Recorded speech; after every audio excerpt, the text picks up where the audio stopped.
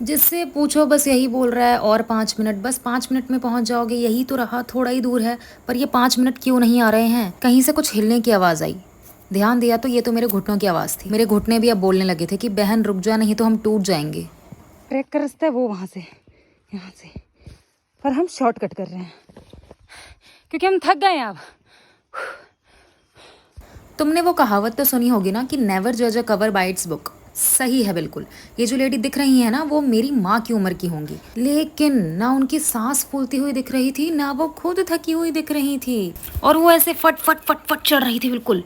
और मुझे देखो एक तरफ, हर 15 मिनट के बाद कहीं ना कहीं बैठ जाती हूँ, और सांस तो मेरी ऐसे फूल रही है कि जैसे मैं एवरेस्ट की चढ़ाई चढ़ रही हूँ। We are almost at the top, this much मोर।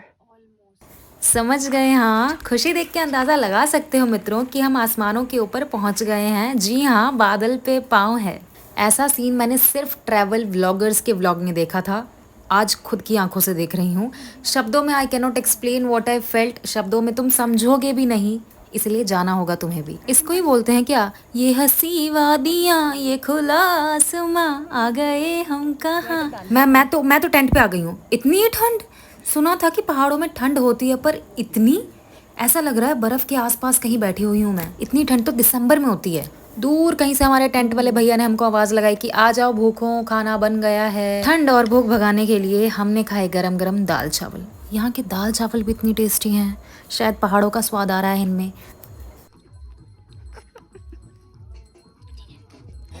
हमारे टेंट के पास वाले टेंट में कुछ लड़के आग जला के बैठे थे।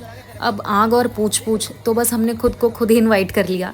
थोड़ी बहुत गपशप करने के बाद हम चले गए सोने। अभी नींद आई ही थी कि आसपास वाले टेंट में से बहुत चिल्लाने की आवाज आ गई कि भागो भागो, जानवर आ गए, भागो भागो। भाई हमने ना आओ देखा ना ताओ, भाग गए।